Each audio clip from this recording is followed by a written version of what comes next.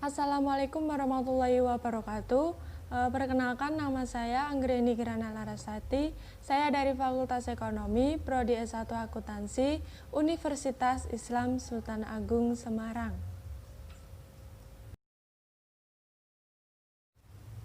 Baik teman-teman, saya akan menjelaskan tentang sedikit teori jurnal dan posting, dan saya akan memberikan contoh soal serta pembahasannya. Mari kita bahas.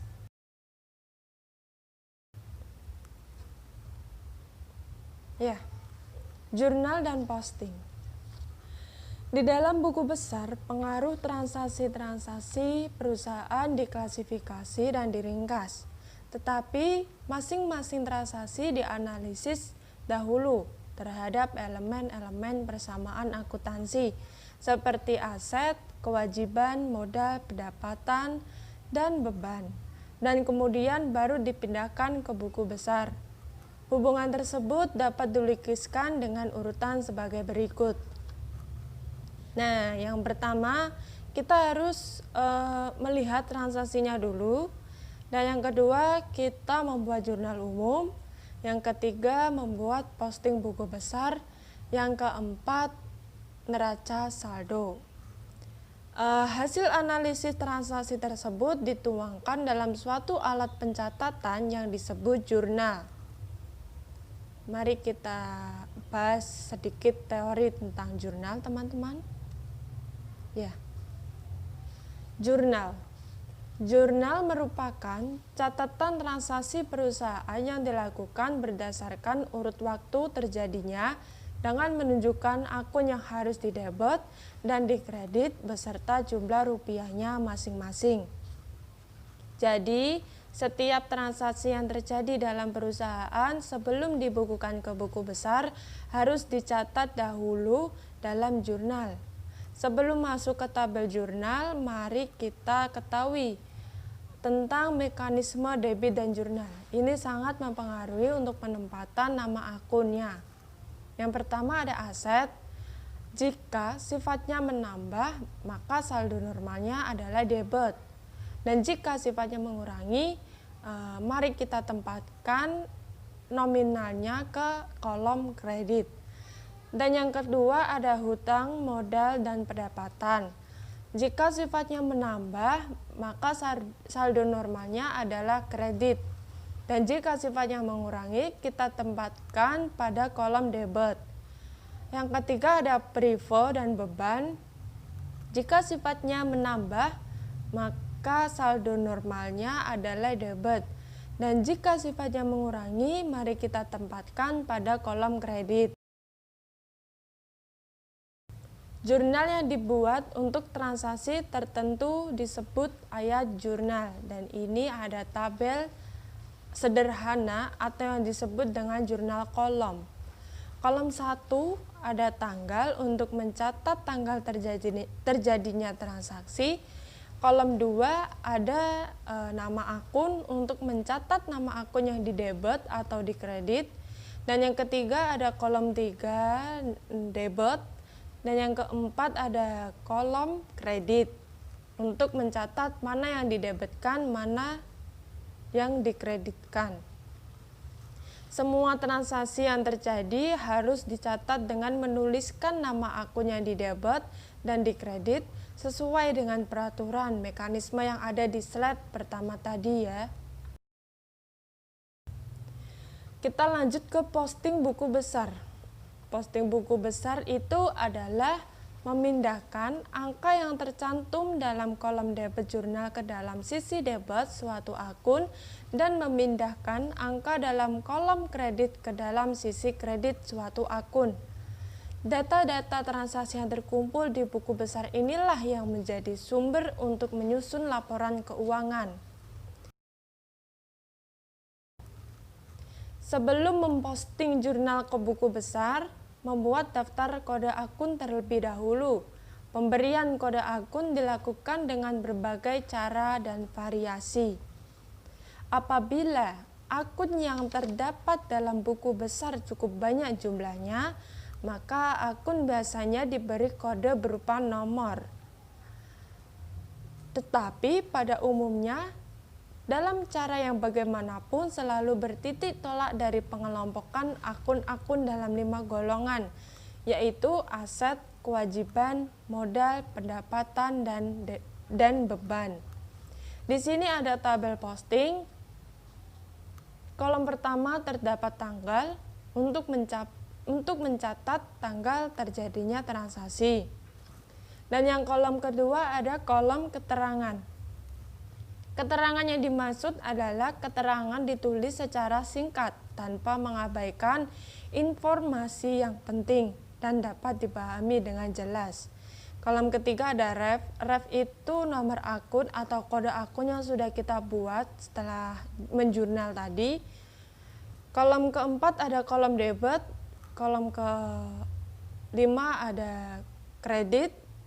Dan kolom keenam ada balance. Balance itu jumlah antara debit dan kredit. Nanti kita bahas pada contoh soal dan pembahasan. Akhir ini ada neraca saldo. Setelah semua ayat jurnal yang dibuat selama periode diposting ke buku besar, maka pada akhir periode perlu disusun neraca saldo. Tujuan utama penyusunan neraca saldo adalah untuk menguji bahwa semua setelah posting dilakukan, jumlah debit sama dengan jumlah kredit. Jika hal ini diterapkan dengan benar, maka di buku besar jumlah saldo akun di debit akan sama dengan saldo akun di kredit.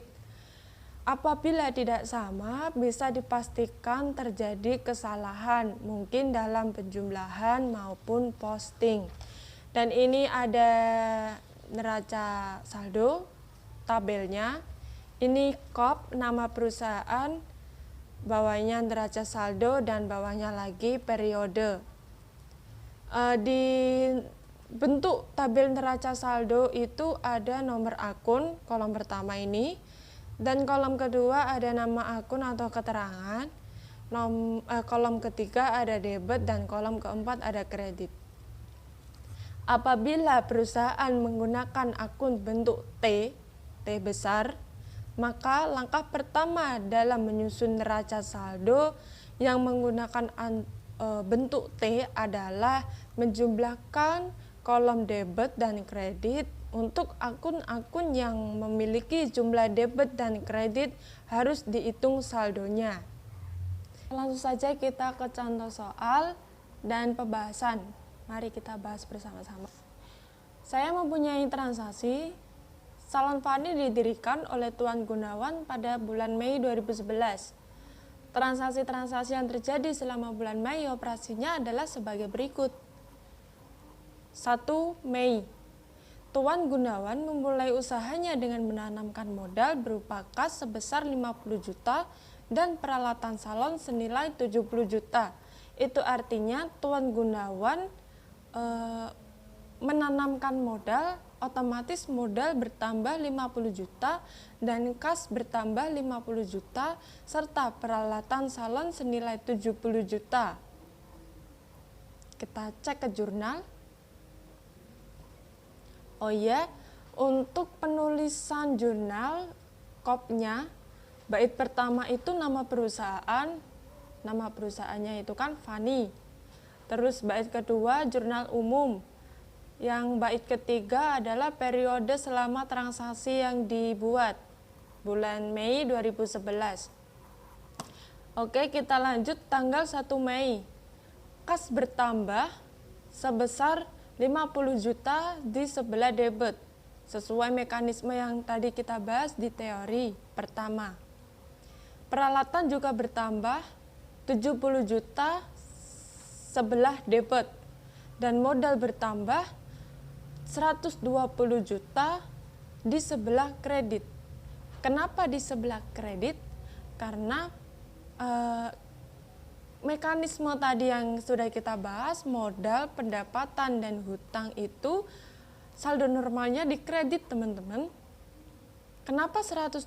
Karena penjumlahan antara modal pertama yang dikeluarkan itu kas dan peralatan salon, maka dijumlah 50 dan 70 juta dijumlah, hasilnya 120 juta. Kita kembali ke transaksi tanggal 3 Mei. Membayar sewa tempat untuk 3 bulan ke depan sebesar 5 juta. Artinya kita membayar sewa tempat, tetapi kita belum menempati tempat itu. Maka nama akunnya adalah ini tanggal 3 Mei ya. Nama akunnya sewa dibayar di muka karena kita belum menempati tempatnya. Sebesar 5 juta di sebelah debit dan kas berkurang di sebelah kredit. Kenapa berkurang? Karena kita mengambil uang sewa untuk membayar sewa itu dari kas, jadi kasnya berkurang. Kita kembali ke transaksi tanggal 6 Mei. Membeli peralatan salon seharga 5.500.000. Membeli peralatan salon berarti peralatan kita bertambah. Dan ini kan dibayar secara tunai, berarti kasnya juga berkurang untuk membeli peralatan sebesar 5.500.000. Kita cek ke jurnal umum tanggal 6 Mei. Ya ini, nama akunnya peralatan bertambah di sebelah debit sebesar 5.500.000 dan kas berkurang di sebelah kredit sebesar 5.500.000. Oke, kita kembali ke transaksi tanggal 10 Mei. Menerima pendapatan salon sebesar 10 juta diterima tunai. Berarti kita sudah melakukan pekerjaan terus mendapatkan pendapatan sebesar 10 juta diterima tunai. Otomatis kas kita bertambah ya, bertambah iya. Tanggal 10 Mei, kas bertambah di sebelah debit sebesar 10 juta dan pendapatan usaha bertambah di sebelah kredit sebesar 10 juta. Lanjut kita ke transaksi tanggal 11 Mei. Dibeli perlengkapan secara kredit sebesar 4.500.000 kepada toko Ana. Secara kredit berarti nama akunnya nanti hutang. Kita cek ke jurnal umum tanggal 11. Nama akunnya adalah perlengkapan. Kenapa perlengkapan? Karena perusahaan ini membeli peralatan secara kredit. Jadi peralatan bertambah di sebelah debit sebesar 4.500.000 dan hutang usaha ya, karena tadi keterangannya dibayar secara kredit, bertambah di sebelah kredit sebesar 4.500.000. Kembali ke transaksi tanggal 14 Mei. Telah melakukan merias di suatu acara senilai 3 juta. Pembayaran dilakukan 1 minggu lagi. Kita sudah melakukan jasa tetapi belum dibayar. Jadi nama akunnya adalah piutang usaha. Bertambah di sebelah debit sebesar 3 juta dan pendapatan usaha bertambah di sebelah kredit 3 juta. Lanjut ke 16 Mei. Membayar sebagian hutang pada toko Ana sebesar 2 juta. Jadi kita hutang ke toko Ana itu tanggal 11 Mei ini ya. Terus tanggal 16 Mei kita membayar sebagian hutang kepada toko Ana sebesar 2 juta. Kita lihat ke jurnal umum. Hutang usahanya berkurang karena kita sudah membayar sebagian hutang pada tanggal 11 Mei tadi. Ya, hutang usaha bertambah di sebelah debit sebesar 2 juta dan kas berkurang sebesar 2 juta di sebelah kredit. Kita lanjut ke transaksi tanggal 17 Mei.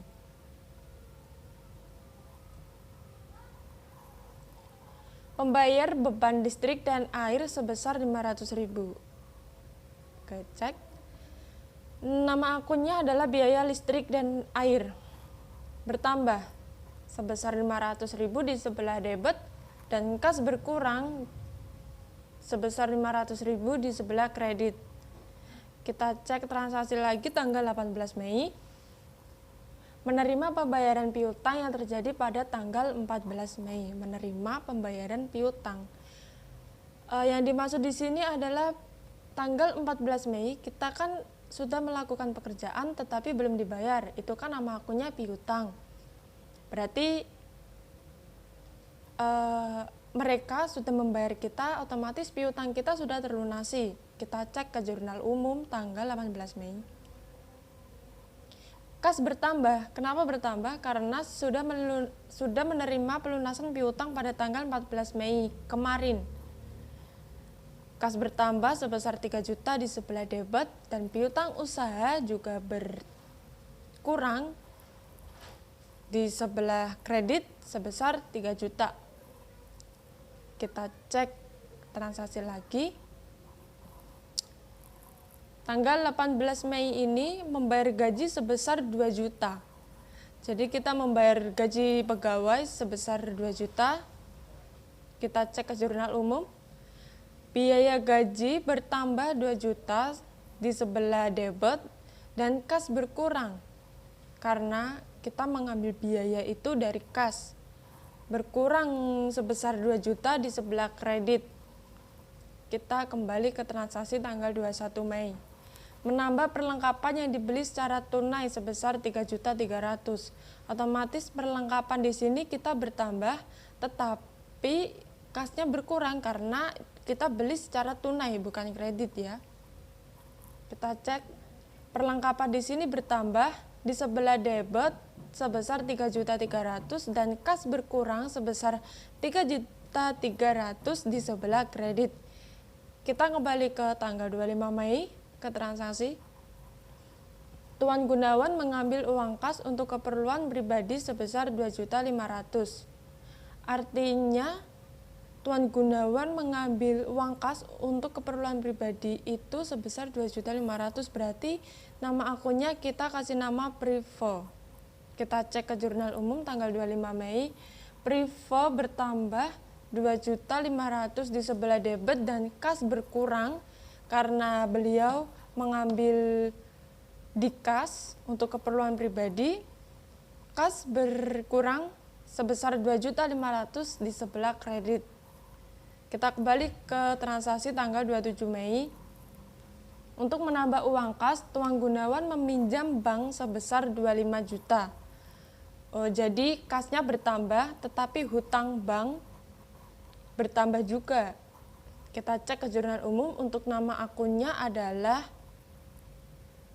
kas dan hutang bank. Kasnya bertambah 25 juta di sebelah debit dan hutang bank bertambah juga di sebelah kredit sebesar 25 juta. Oke, kita kembali ke transaksi yang terakhir tanggal 30 Mei. Diterima pembayaran sebesar 4.700.000 atas jasa yang belum dilakukan. Jadi kita belum melakukan pekerjaan tetapi sudah menerima pembayaran. Kita cek ke jurnal umumnya. Untuk nama akunnya kas bertambah 4.700.000 di sebelah debit dan pendapatan diterima di muka. Kenapa nama akunnya diterima di muka? Karena kita belum melakukan pekerjaan tetapi sudah menerima pendapatan, sudah menerima pembayaran. Berarti pendapatan diterima di muka bertambah sebesar 4.700.000 di sebelah kredit. Langkah terakhir untuk penulisan jurnal umum adalah menjumlahkan semua yang ada di kolom kredit dan debit, dibuat sendiri-sendiri ya. Ini harus balance. Ini hasil penjumlahan sebesar 191 juta dan kredit juga sama totalnya. Jadi balance ya teman-teman. Oke, mari kita lanjut ke kode akun. Dan kode akun ini kita menuliskan secara angka. Jadi sebenarnya bebas, cuman saya mudah dengan angka ya. Ini nama akun beserta nomor akunnya atau yang disebut dengan kode. Kita lanjut ke posting buku besar. Kita membuat kolom posting buku besar itu berdasarkan jumlah nama akunnya yang kita tulis ke sheet kode akunnya tadi. Kas, nama kopnya, ini mulai tanggal 1 Mei, 3 Mei, dan seterusnya. Tanggal 1 Mei, keterangan penanaman modal, ref itu halaman. Saya menuliskan jurnal umum itu ada 1 halaman, berarti buku besarnya yang bagian kolom ref itu otomatis halaman 1 semua. Jurnal umum 1, artinya halaman 1. Ya, kita tulis berdasarkan apa yang ada di jurnal umum. Kalau debit ya debit, kalau kredit ya kredit. Jangan lupa untuk penulisan kode akun juga ditulis, kode akunnya 100. Nah, untuk balance kita harus melihat posisi masing-masing akun yang ada debit, ada kredit. Nah, kita harus teliti. Contohnya tanggal 1 dan 3. Penanaman modal di sebelah debit dan kas berkurang untuk menyewa tempat di sebelah kredit. Otomatis debit dikurang kredit.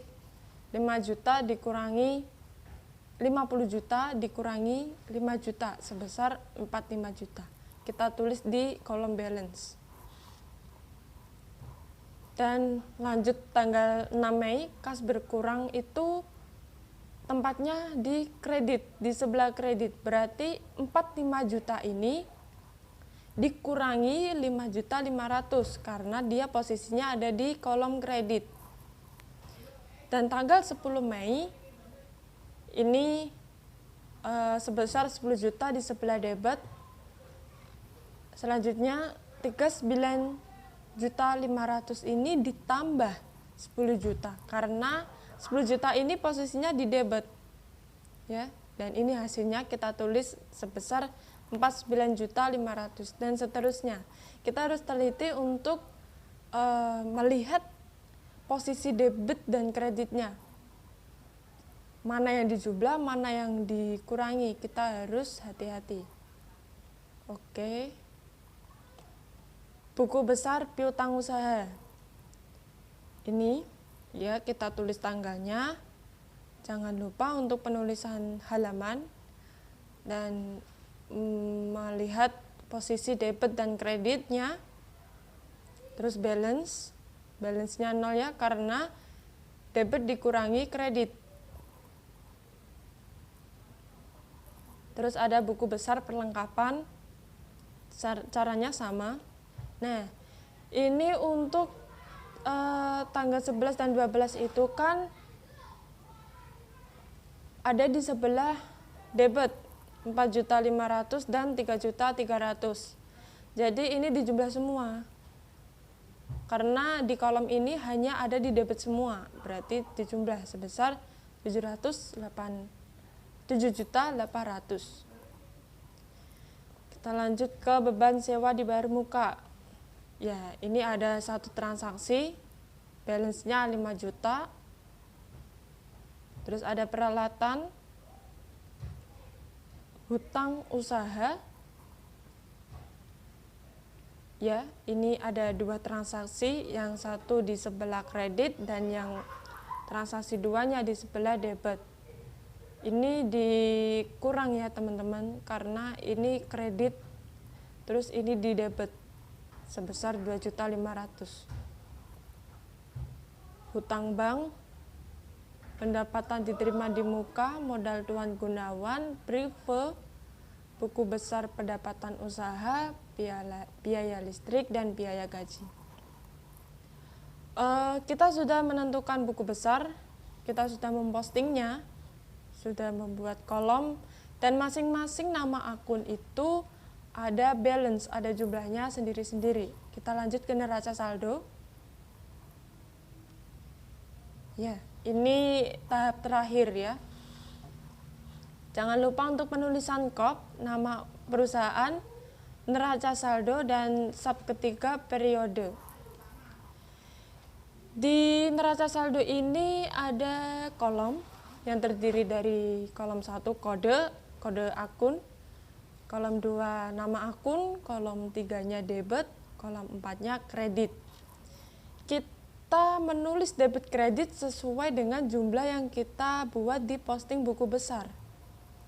Kas, kita cek kas.